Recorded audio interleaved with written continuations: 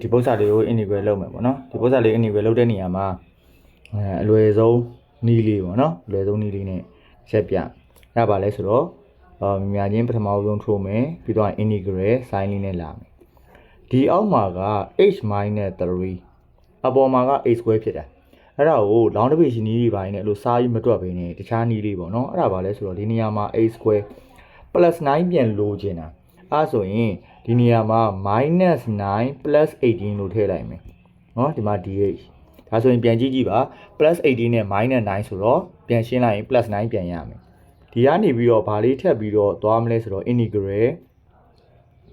ဒီမှာ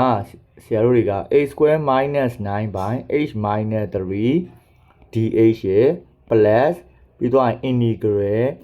18 by h minus 3 dh ရဲ့ခွဲလိုက်မယ်ကဲပြီဘာဖြစ်လို့ဒီလိုခွဲလို့ရလဲချက်ကြည့်ပါမယ်နော် a plus b by c ဖြစ်တယ်ဆိုရင်ဆရာတို့က a by c plus b by c ဆိုပြီးပြန်ခွဲလို့ရပါတယ်เนาะဒါလေးနဲ့ပြန်ခွဲလိုက်တာပါဒါဆိုရင်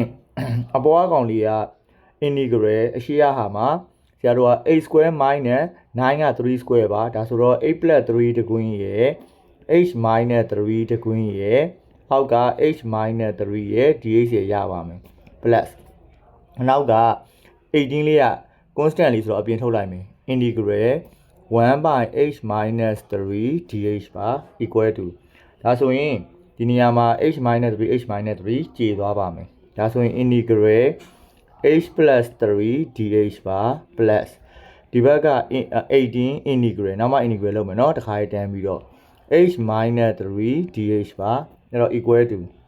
ဒီဘက်က h ကို integral လုပ်တဲ့အခါမှာ power 1ပေါင်းမယ်အဲ့ဒီ power ပြန်ရေးပါမယ် plus 3ကို integral လုပ်တော့ 3h ရပါမယ်ဒါအရှိရကောင်ပါပြီးတော့ plus 18နောက်က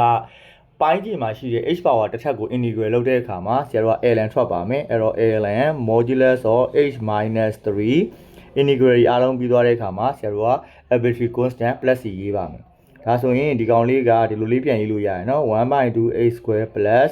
3h plus 18 into ln modulus of h minus 3 plus c ပါရမယ်နော်ဒီလိုပုံစံမျိုးလေးနဲ့ integral လုပ်လို့လိုက်လို့ရပါတယ်